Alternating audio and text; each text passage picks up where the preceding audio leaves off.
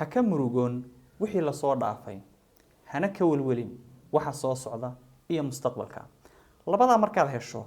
waxay keenaysaa inaad raaxaysato iminka aad ku sugan tahay ama aad farxad dareento at the present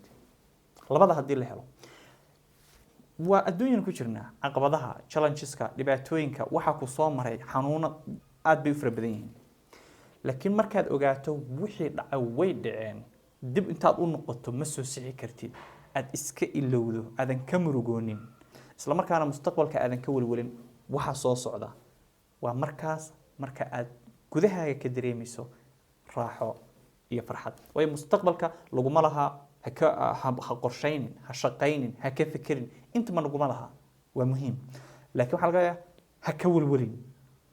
dunida waxa la sheegaa waxa laga welwelay ee mustaqbalka soo socda